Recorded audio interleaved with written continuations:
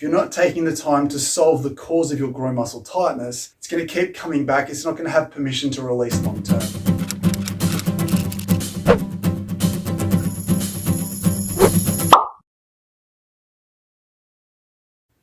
G'day and welcome back to the channel.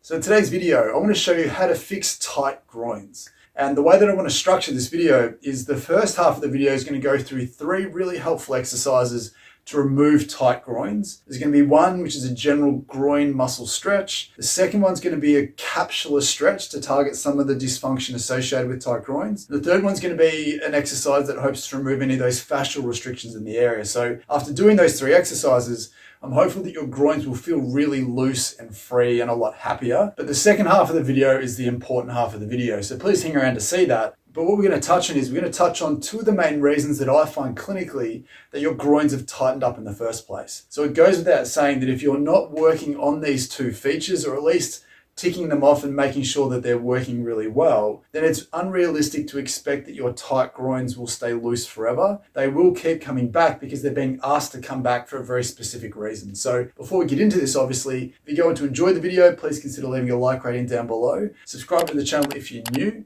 And if you genuinely find this video helpful, if it's a missing piece to the puzzle that you couldn't find and this video helps you solve that puzzle, please consider leaving a super thanks donation. It's just a great way to help support the channel going forwards. So getting into it, obviously, when we're looking at groin muscle stretches, there's a few different exercises that we can pull to really bias that groin. The traditional one is obviously just your basic groin stretch. But what I like to do here is I like to do a variation of that where, again, it's not overly groundbreaking, but there's a few technical things that we want to work on with your legs out straight. I want you to have your toes and feet bent back and pointing upwards. I want to roll those legs back as far as possible to increase the tension that's going to go through those adductor muscles. Drawing your belly in so that you're up nice and tall, all I want you to do is hinge forward from your hips. So it doesn't matter how far your hands and your back and your chest go. All we care about is how far those hips bend. So for me, I'm fortunate enough that if I cheat, I can get relatively close to getting my chest on the ground. It's hard to see what's bending because your back might be doing the motion as opposed to your hips. If I stay up nice and tall, if I come forward as far as I can before my back starts to bend, this is as far as I feel comfortable going,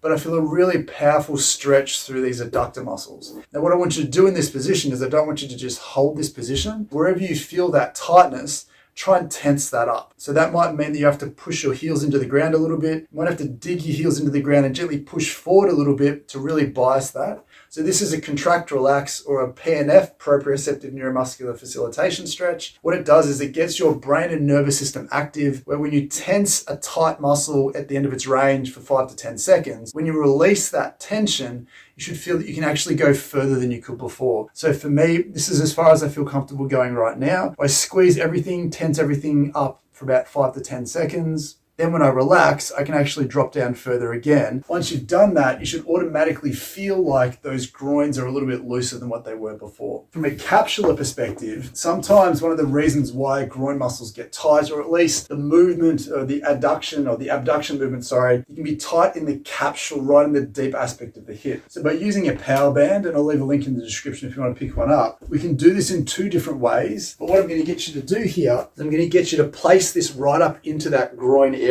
So make sure that it's not too tender. I want to have the leg out straight as far as I feel comfortable. Again, it's a similar position essentially, except instead of sitting down in this position, I'm going to be on my hands and knees. As you poke your bottom back towards the band and lean forwards, you can play around with where you feel that tightness. And having the band on the hip, it does pull that hip back posteriorly. It's more of a glide, puts the hip in a better position, and will allow you to stretch the front of this hip a little bit more. Now, this doesn't necessarily bias the front of that capsule. It's going to bias more towards the back potentially, but it's a really nice way to get an excessively tight stretch, or a really powerful stretch to those groins. If we want to open up the groin or the capsule at the front of the hip or in the corner of that hip, we actually need to turn around and go the other way. The reason being is that as that hip comes out into an abducted position, that ball and socket joint has to glide in the other direction to maintain that congruency. So we can improve the ability for it to glide forwards by having the bands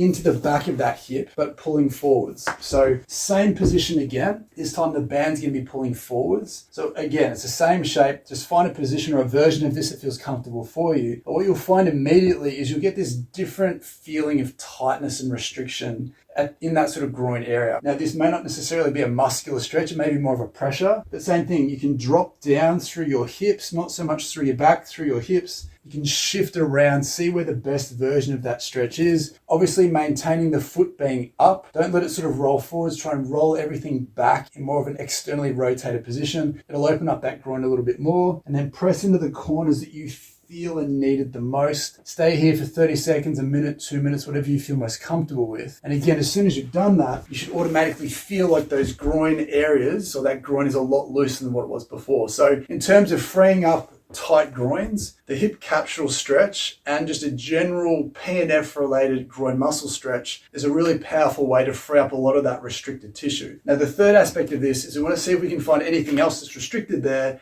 We can go hunting with a foam roller or a medium-sized ball. So we're going to get you onto your belly, and we're going to place the roller just next to you. We're going to get it right up into that groin. As you know on the channel, I'm not a huge fan of just rolling backwards and forwards. For the purposes of this exercise, it might be useful just to see what you can find. You can shift up and down if you don't mind looking creepy for a little bit. But another great way to do this is you can bend and straighten your leg or your knee and really shear free some of this tissue. The other thing that you can do here is, if you, again, don't mind looking creepy, you can do an anterior and a posterior pelvic tilt just to try and bias and sort of shear free some of that sort of muscular tightness. With those techniques, whether it be a subtle rolling or a shearing or an active release technique where you're moving the tissue around, you'll be able to find a lot of that sort of hidden soft tissue restriction that a muscular stretch and a capsular stretch just don't hit. And then obviously a lot of these groin muscles do attach down lower, so just don't forget that that foam roller might need to go down towards your knee a little bit just to see if there are any sort of restricted areas in here that can also need a little bit of TLC. So with those three exercises together, you should very quickly feel like those groin muscles are releasing quite quickly. Now obviously gluteal strength is really important just to make sure that you're reinforcing good hip function as a whole. But the conversation that I want to turn to relatively quickly now is what I'm finding to be the cause of that groin muscle tightness in the first place. Because again, if you're not taking the time to solve the cause of your groin muscle tightness, it's going to keep coming back. It's not going to have permission to release long term. What I want to talk about basically is the two main things that I need you to tick off is how stiff or loose your hip joint is and how functional your low back is. So what I find clinically is that if you have some low back dysfunction, the base of your rib cage are a little bit below, that's where a lot of the nerves come from, the actual nerve roots that form a lot of the nerves that supply your groin, but also the dermatomes that connect to that area, which can cause some dysfunction and can cause some reactive muscular tightness. And if your hip is also stiff and tight, you can then ask those groin muscles to become dysfunctional as well. So if you're just stretching your groin muscles and just mobilizing the groin, even if you're adding strength to the hip, if you're not addressing some of that hidden low back dysfunction or even some of that hidden hip joint stiffness, then it's hard to realistically expect this to disappear forever. So the first thing that we're going to go through is we're going to go through the hip joints restriction first. So if you did the capsular stretch from before, we can use the same band. We're going to do it a little bit differently.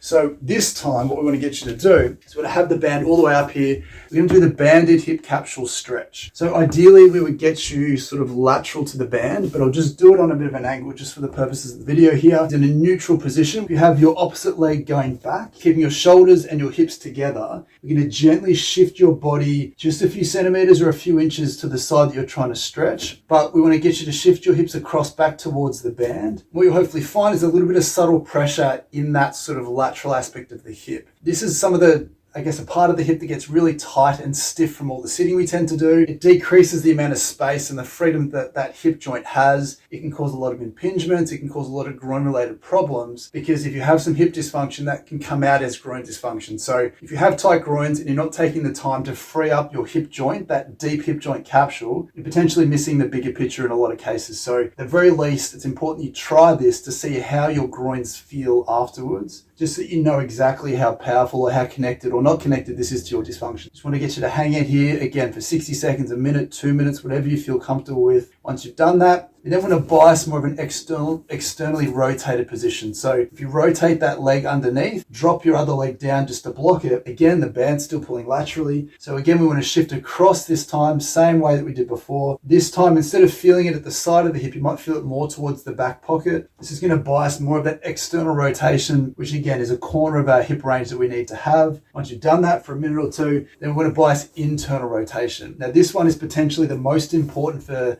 groin related issues. So what we want to get you to do, again, keeping everything straight, rotating your leg outwards this time, not far enough that you feel like you hike your hip up, but just far enough so that at the end of your range, dig that heel in. Again, the band's pulling laterally here. We want to shift our weight across to that side. Now, if you do feel some groin related pain or discomfort, then just come out of that a little bit further. So don't go deep into that hip flexion, be a little bit more relative extension, then shift across. You'll feel a really nice pressure, not at the side, not at the back, but a little bit more towards the front. It will feel comfortable. If it feels jammy and painful, again, come out of that position a little bit more. We still want to shift our hips across towards the band, but you don't have to be as deep into that hip flex position if you don't want to. So by removing some of those restrictions in that deep hip joint capsule, again, that hip will move a lot better, and it may take away one of the main reasons for why those groin muscles are being asked to be tight in the first place. So again, if you're someone who's had constant groin tears, groin issues, maybe you've got osteitis pubis or something like that, this is a must do at the very least to tick it off, just to make sure that it's not a piece of the puzzle. It's often missed and it's relatively hidden and covert. So if you're not looking for it, you won't find it. That's point number one. So the second thing that I wanted to talk about is potentially even more obscure and more sort of missed than hip joint capsular stiffness, and that's low back dysfunction. There's a section of your back, as I mentioned before, just underneath that sort of base of the rib cage, the top of that lumbar spine, that has a lot of really strong neural connections to your groin muscles. And if your lower back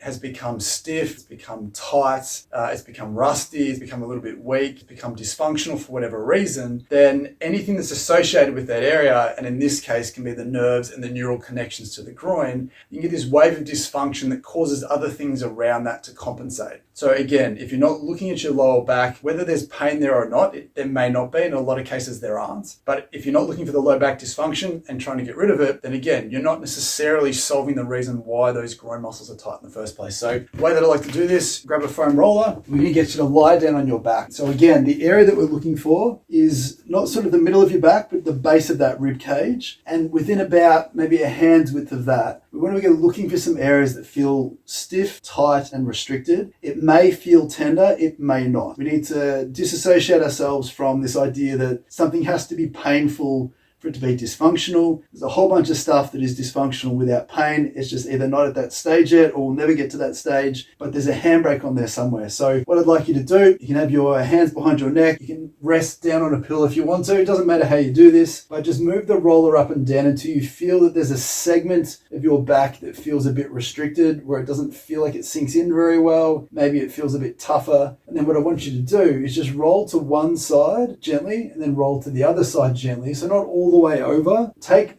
special note of which side feels the hardest, which side feels like it sinks in easier, which side maybe is more tender than the other. We want to spend the most time on the side that feels the most restricted. So if you have all of your groin tightness on one side or one side's tighter than the other, that doesn't always correlate to the same side being a problem, because one of the main things that, again, we try and get across in the channel is that your body doesn't think of you as one body part or a left and a right. So if I have some restriction in my low back on this right-hand side, it genuinely pulls slack or creates dysfunction from above, from the other side, from below. Doesn't matter where that dysfunction is. If there is dysfunction there, then we need to remove that dysfunction if we want everything around it to function normally. So again, if I'm bound up here and tight here and I keep ripping my shirt on this side because it's over tensioned, I can keep repairing that as much as possible. But until I take away that original restriction, the whole area can't function normally. So even if one groin is tighter than the other, just double check which part of your back is more restricted than the other, so that you can take away the root cause of everything. So again, just to get back into this position, start sort of just underneath your rib cage. Again, roll over it, find the side that feels the most stiff and restricted for you. And then all I want you to do here is just take a couple of deep breaths in and then relax. So deep breath in, just pause for a second, and then relax. And again, if you want to emphasize this position, you can, but just find a position that lets you dig into that stiffness. Once you've had enough, once you feel like it's freed up a little bit, then just move it down a fraction and keep repeating that process all the way down to the base of your spine and then up a little bit higher, just to make sure that you're not missing anything important. So with that being said, I really want to reinforce that if you have tight groins and you're not checking out the state of your hip mobility and you're not looking at your lower back for any clues as to why that might be happening, you may genuinely be missing the point. If you found that useful, please let me know in the comments down below. What sort of groin related function have you been dealing with? Are you dealing with groin strains, groin tears? Do you have OP? Do you just have general groin tightness? Are you somebody who's trying to do the splits better, or you just want to function better? Let me know down below. I'm always interested to know. Leave a like down below if you found this useful. Consider leaving a super thanks if you can. Subscribe if you're new, but otherwise we'll see you in the next one.